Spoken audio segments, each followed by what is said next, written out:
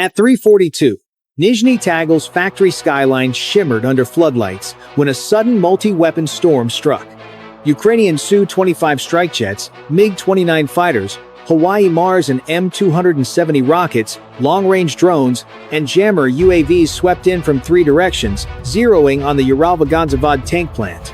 The assault tore through rail spurs and assembly halls, igniting fuel yards and shattering command posts. In moments, Russia's core T-90 meters and T-14 production hub lay paralyzed, setting the stage for a full-scale, multi-phase offensive that would cripple the Kremlin's armored lifeline. Don't take your eyes off the screen until the secret is revealed. Don't forget to subscribe to the channel and share your thoughts about this battle in the comments section. Thank you for watching. The thunder of the opening salvo still echoed across the Urals when Ukraine's first strike wave pressed deeper. Building on the 342 barrage, Su-25 strike jets skimmed treetop level at barely 150 feet, while MiG-29 escorts prowled higher at 20,000 feet to swat any interceptors. Ahead of them, electronic warfare UAVs punched a 6-mile-wide blind corridor through Russian S-400 radar, buying precious minutes.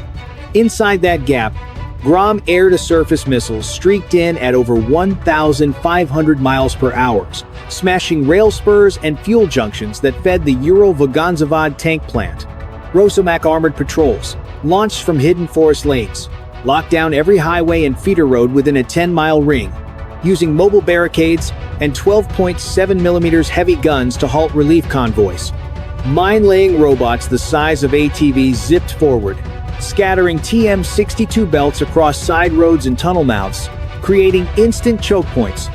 By 4:10, the outer guard posts were smoking wrecks, their surveillance feeds cut and radio nets jammed. Factory security, stunned by simultaneous air, ground, and electronic blows, splintered under the pressure. Ukrainian assault engineers moved next, planting precision charges to blow open steel service doors and conveyor gates. The coordinated push turned the plant's own perimeter into an entry lane, linking seamlessly with the first strike and setting up the next more punishing phases of the offensive.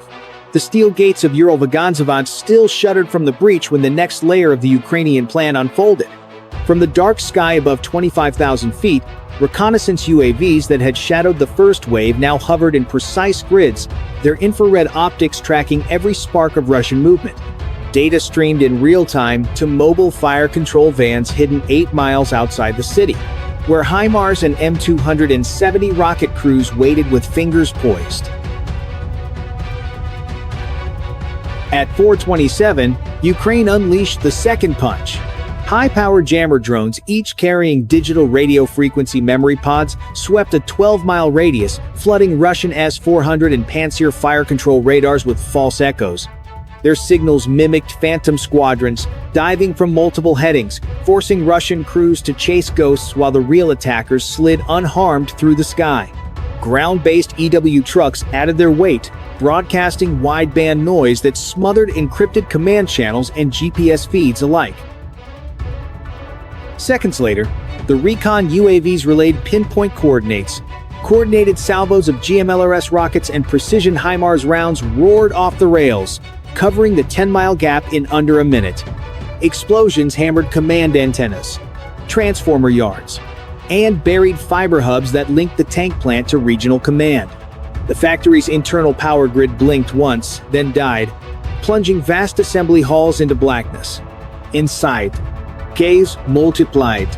Automated welding lines stopped mid-arc. Gantry cranes froze with half-built T-90 meters hulls suspended overhead, and fire suppression pumps stalled. Russian operators, cut off from their superiors, shouted across echoing bays as handheld radios fell silent. Desperate attempts to switch to backup frequencies only tightened the digital noose. By 4:40, the giant complex had become a dark, sensor-blind island, its once synchronized defense grid reduced to scattered voices and isolated gunfire.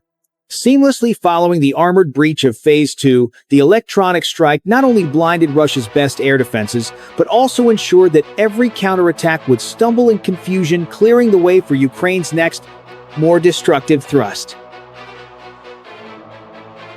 The blackout that smothered Uralzabad in Phase 3 set the stage for an even deadlier strike from above.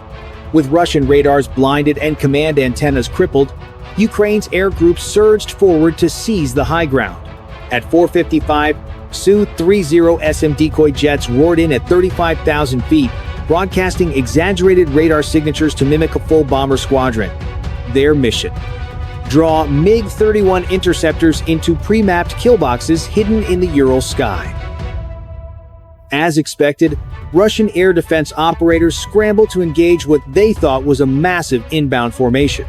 The moment MiG-31 seconds broke cover, Ukrainian Su-35 seconds fighters, flying cold and silent 20 miles off axis, lit them up with beyond visual range R-77 meters missiles. The first salvo struck at more than Mach 4, forcing the interceptors to break formation and tumble into defensive spirals. Within minutes, the upper airspace above Nizhny Tagil belonged to Ukraine.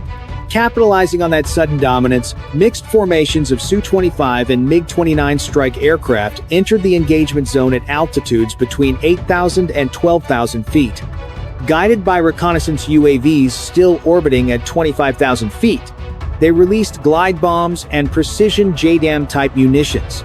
Each weapon was timed to exploit the split-second refresh cycle of the battered Russian radar net, ensuring every run struck while sensors were effectively blind. Below, the impact was surgical and merciless. Assembly lines for T-90 meters turrets disappeared in sheets of white flame. Underground depots where critical gearboxes and autoloaders were stored buckled under 2,000-pound penetrators. Even hardened fuel tanks ruptured, sending pillars of fire hundreds of feet into the night.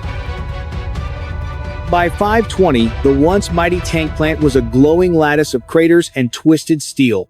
Every minute of air action was synchronized with the electronic chokehold of Phase 3, leaving Russian defenders unable to coordinate or counter. The uninterrupted aerial assault not only leveled key production facilities, but also paved the way for the next ground surge, turning Uralzabad from a fortress of steel into a shattered, burning landmark of modern combined arms warfare. The night sky still glowed with the fires of Phase 4 when Ukrainian ground teams moved in for the kill. With Russian air cover shredded and command lines silent, armored spearheads rolled forward under a dense curtain of drone-guided artillery. T-90 tanks captured and refitted led the charge alongside Rostov infantry carriers, their 30mm cannons, and 50 cal machine guns stitching the ruined perimeter with suppressive fire. Overhead, quad-rotor spotter drones hovered at 1,000 feet, feeding live imagery to fire control tablets mounted inside every vehicle. At 5:40, the armored wedge punched through the smoking breach and fanned out along factory spurs mapped during the air campaign. Mobile howitzers and HIMARS teams, positioned 6 miles back, laid down precision barrages with GPS-guided rockets, collapsing guard towers and ventilation stacks. Each strike was timed to the second, creating a rolling wall of explosions that masked the armor's advance and trapped any surviving defenders in isolated pockets.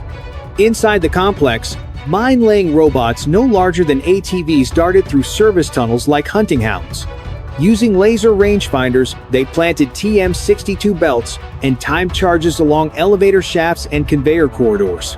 The delayed detonations ensured that even if Russian troops regrouped, their escape or counterattack routes would implode behind them.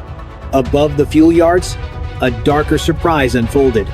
Shahed 136 divided by Jiran, 2 drones captured in previous battles and reprogrammed with Ukrainian guidance software, dived almost vertically onto fuel farms and chemical tanks. Each impact triggered towering fireballs that rolled hundreds of feet into the pre-dawn air, igniting secondary blasts across adjacent welding bays and turret workshops. By 6:10, the Uralzabad plant resembled a flaming steel labyrinth. Key production halls where T-90 meters gun turrets and autoloaders were machined simply vanished, consumed in synchronized blasts. Russian defenders, cut off from radio and power, fought in scattered knots or surrendered as evacuation lanes opened. Seamlessly linked to the air dominance of Phase 4, this ground thrust struck at the literal heart of Russia's armored industry. The combination of captured technology, Precision robotics and relentless artillery didn't merely occupy the facility, it dismantled its capacity to ever rebuild, pushing the campaign toward its decisive conclusion. The steel maze of Uralzabad still boiled with fire when Moscow unleashed its counterpunch. At 6:25, Smerch multiple launch rocket systems hidden 15 miles east of Nizhny Tagil fired their first ripple of 300mm rockets, while Zircon hypersonic missiles streaked in at over Mach 8 from distant launchers near the Arctic rail belt. Almost simultaneously, fresh T-90 tank companies lunged from forest staging zones, aiming to seal the breach and trap the Ukrainian spearhead inside the burning plant.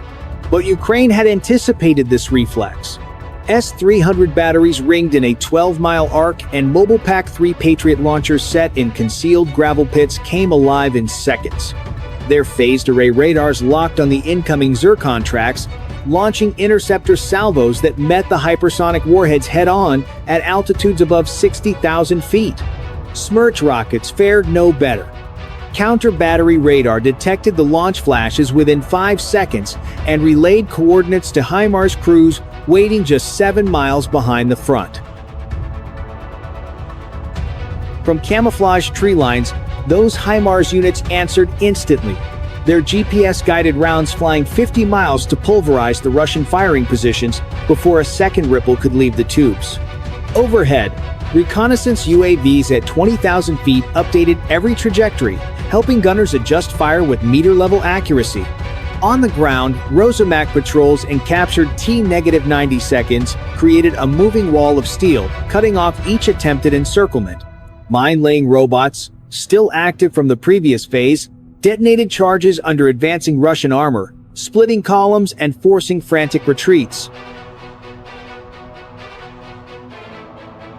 By 7, the counteroffensive was broken. What began as a massive bid to reverse the plant's loss collapsed into scattered skirmishes and isolated fires.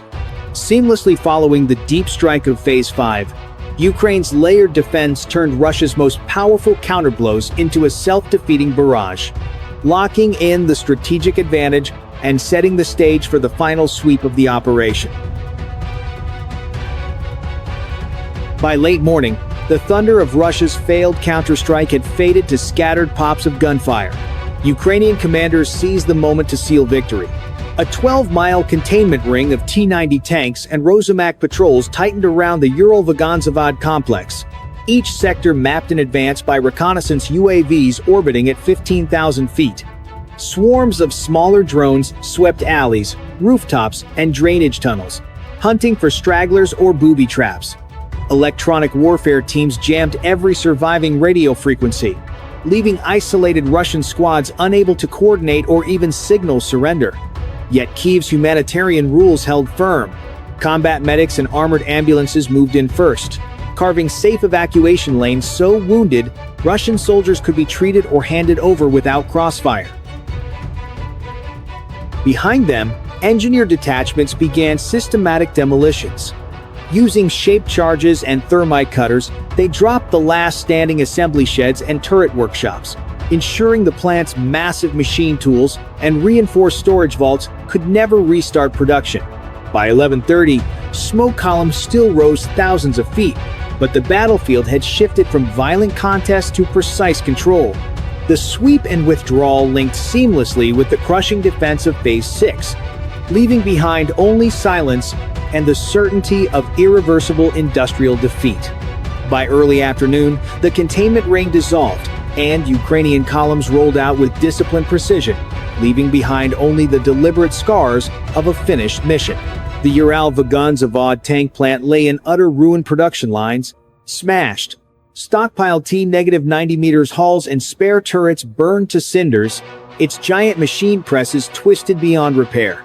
Strategically, Moscow had lost its premier armor factory, a blow that will force costly, months-long rerouting of tank production to remote sites and shake confidence in the very heart of Russia's homeland defenses. Yet the victory carried more than material weight. Ukraine's careful evacuation corridors and on-scene medics proved that the campaign's aim was to dismantle war machinery, not to take lives. And a hard question now hangs over the Kremlin. If even its most fortified industrial complex can be struck with such precision, what facility anywhere remains beyond reach? As the final echoes faded, a black smoke column coiled thousands of feet into the Ural sky, a stark reminder that in 21st century war, industrial might alone cannot guarantee security. At 4 o'clock, on the outskirts of Kyiv, the city still slept under a heavy silence. Then, without warning, Ukraine's launchers erupted Storm Shadow and Scalpy missiles streaked from Su-27 second, ATACMS rockets roared from HIMARS batteries, while swarms of kamikaze drones skimmed just above the treetops. Their flight path stretched for hundreds of miles, aimed squarely at radar sites and vast fuel depots near Rostov, Russia's southern gateway. In seconds, the calm would shatter, and what followed would become a lesson in modern warfare.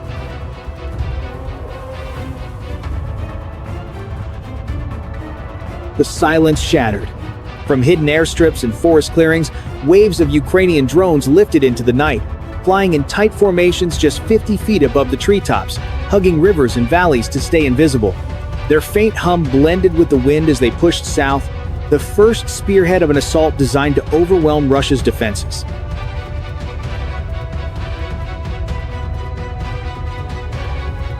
Minutes later, the sky lit up. Storm Shadow and Scalpy cruise missiles roared in at over 600 miles per hour, tearing across the border and slamming into ammunition depots near Rostov. The impact was devastating. Flames shot hundreds of feet into the air as entire bunkers disintegrated in a single blast. Almost simultaneously, ATACMS rockets arced high before plunging down on a makeshift Russian airfield, smashing reinforced shelters and reducing several Ka-52 attack helicopters to twisted wreckage.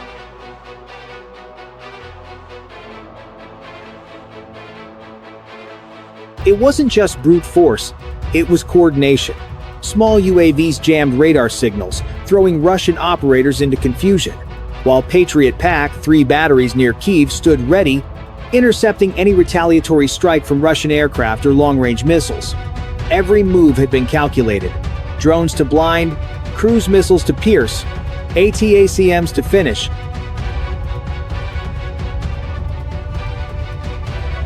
By the time the fireballs began to fade, Rostov's forward defenses were collapsing. Radar coverage went dark, fuel reserves ignited, and the once secure gateway to southern Russia had become a blazing battlefield.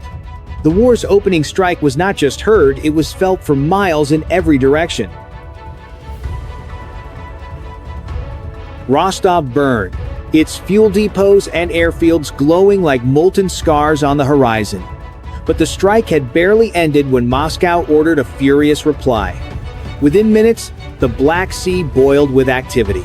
A Kilo-class submarine, lurking nearly 40 miles off the Crimean coast, breached the surface just long enough to launch a spread of caliber cruise missiles.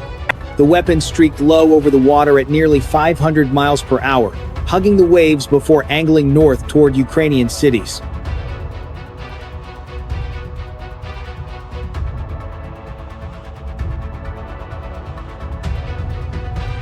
Not far away, a Russian frigate from the Black Sea Fleet joined in, unleashing a salvo of Iskander-K cruise missiles.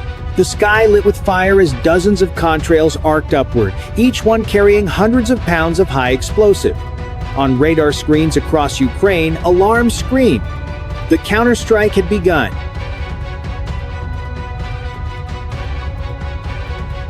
Above the Black Sea, the roar of engines cut through the night. Su-35 second and MiG-31 interceptors thundered into the sky, flying at supersonic speeds, their mission clear: disrupt any further Ukrainian launches and reassert Russian control over the southern theater. The air war had returned with a vengeance.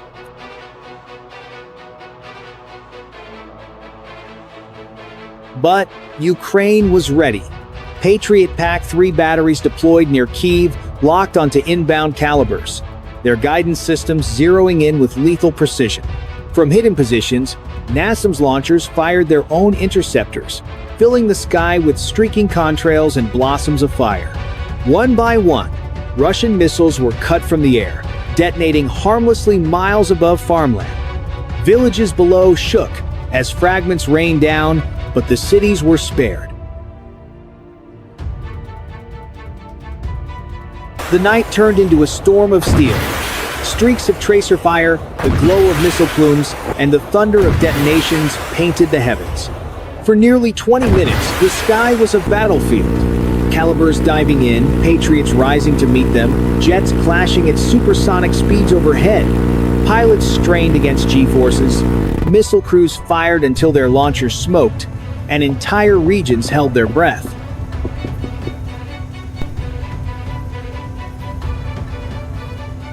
By the time the barrage subsided, much of Russia's counterattack had been blunted. Several Calibers and Iskanders had struck empty fields or been intercepted before reaching their targets. The cost was heavy on both sides, but the message was clear. Ukraine could not strike without expecting a storm in return. And yet, even as the echoes of explosions faded, Ukrainian commanders saw opportunity. The storm had revealed gaps, and those gaps would be exploited in the next phase.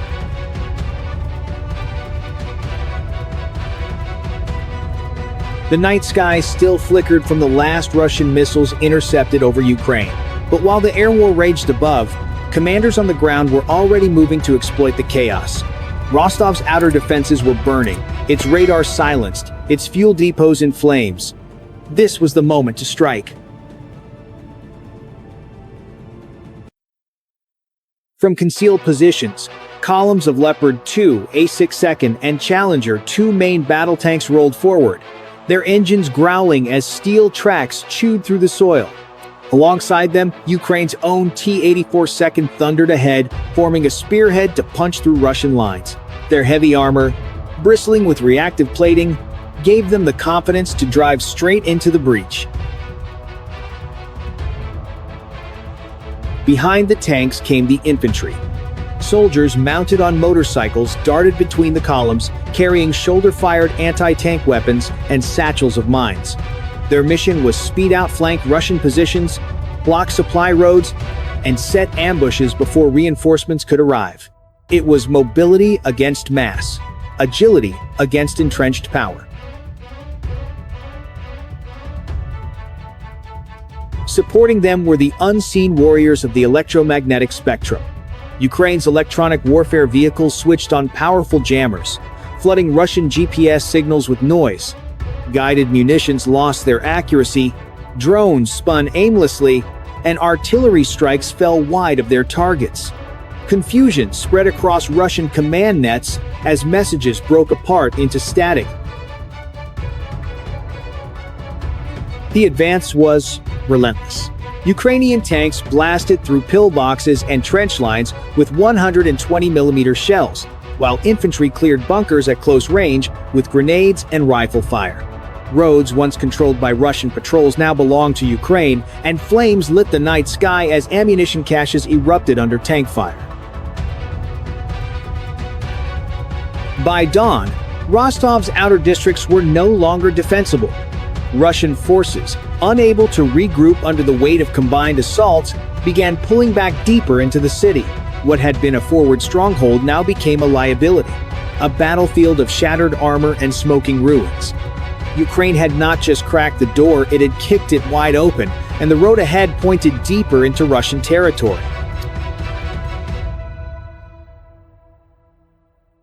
Rostov's defenses lay in ruins, and Russian troops were retreating deeper into their own territory. Ukrainian commanders wasted no time. The breach was open, and the road to Tula, the industrial heart of Russia's central military supply chain, was exposed. This city wasn't just another waypoint. It was home to fuel depots, ammunition stockpiles, and key weapons plants that fed the Russian front. Destroying it would send shockwaves through the entire war effort. At 5:15, the assault began. ATACMS missiles streaked high into the night sky, their warheads carrying hundreds of pounds of explosives as they arced toward Tula. At the same time, swarms of FPV drones raced low over forests and highways, their electric whine almost drowned out by the distant thunder of tank battles. The two forces' high-altitude rockets and low-level drones closed in like a pincer.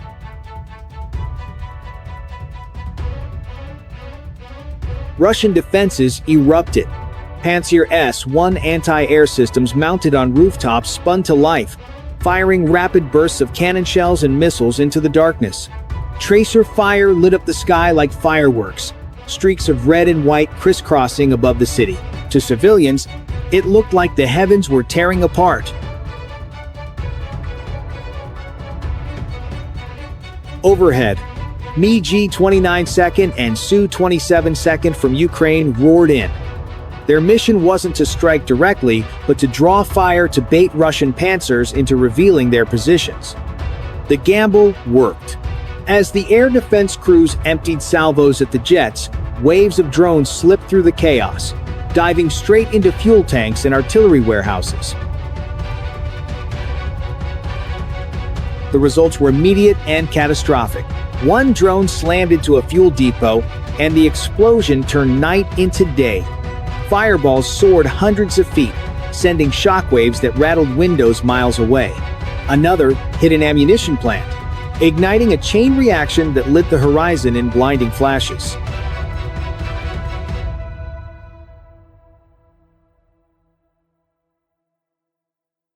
By sunrise, Tula was burning like a torch against the dawn sky. Russia's war machine had suffered another crippling blow, and the illusion of safety deep inside its territory was crumbling fast.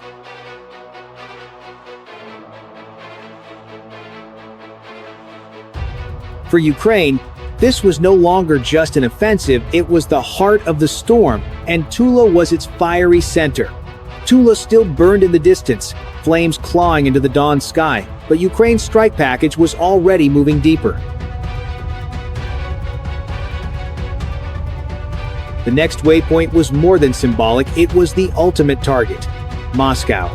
For decades, the capital had been portrayed as untouchable, wrapped in concentric rings of air defense, safe behind billions of dollars worth of missiles and radars. That illusion was about to shatter.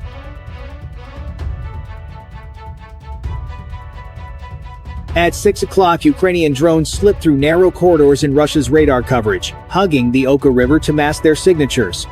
Flying less than 100 feet above the waterline, they ghosted past villages and tree lines, invisible to satellites and nearly inaudible to the human ear. On Russian radar screens, nothing appeared until the buzzing was heard overhead.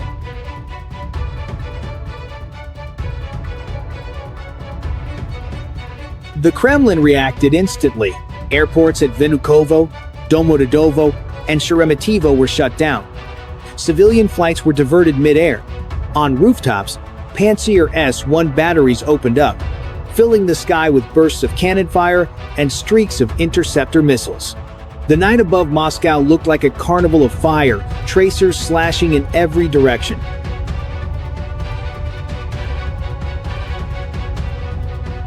Some drones were shredded, erupting into sparks before falling into the suburbs. But not all. 2 UAVs broke through. One slammed into a massive oil storage site, sending a fireball soaring hundreds of feet, the heat cracking windows for blocks.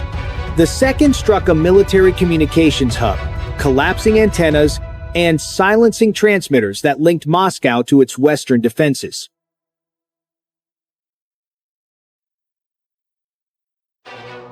For the first time since World War II, the Russian capital felt the shock of war on its own soil.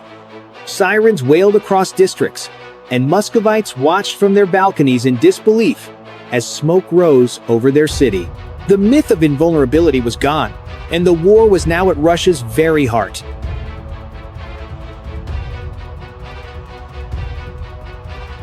The fires from Moscow's outskirts still glowed when the strike reached its peak. At 6:45, a heavy Ukrainian drone, larger than the rest, broke through the last line of defenses. Gliding low over the city, it rose suddenly and slammed into the Federation Tower in Moscow City, the tallest and most prestigious complex in Russia's capital.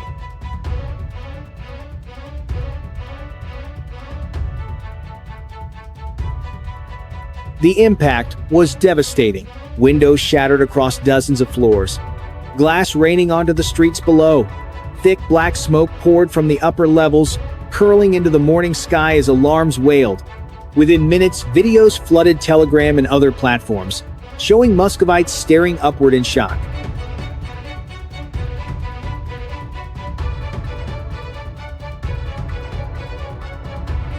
For Russia's oligarchs and political elite, it was a nightmare. The untouchable city was pierced, its skyline scarred. The physical damage was significant, but the psychological blow was far greater. Moscow itself had been exposed, and nothing would feel safe again.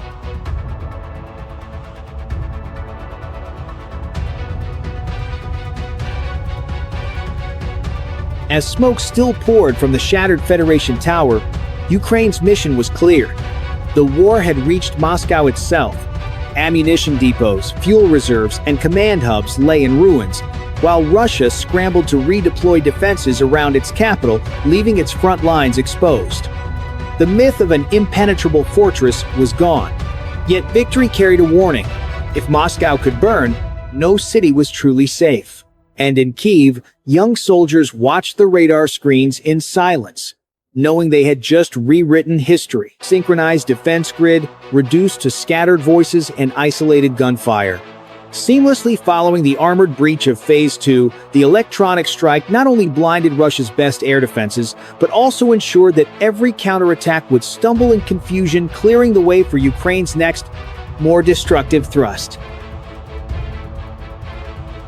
The blackout that smothered Uralzabad in Phase 3 set the stage for an even deadlier strike from above.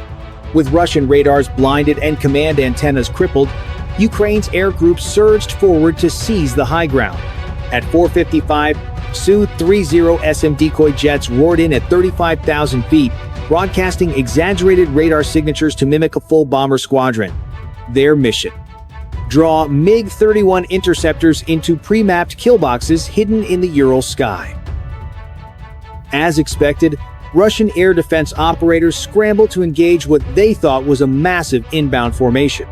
The moment MiG-31 seconds broke cover, Ukrainian Su-35 seconds fighters, flying cold and silent 20 miles off axis, lit them up with beyond visual range R-77 meters missiles. The first salvo struck at more than Mach 4, forcing the interceptors to break formation and tumble into defensive spirals. Within minutes, the upper airspace above Nizhny Tagil belonged to Ukraine. Capitalizing on that sudden dominance, mixed formations of Su-25 and MiG-29 strike aircraft entered the engagement zone at altitudes between 8,000 and 12,000 feet.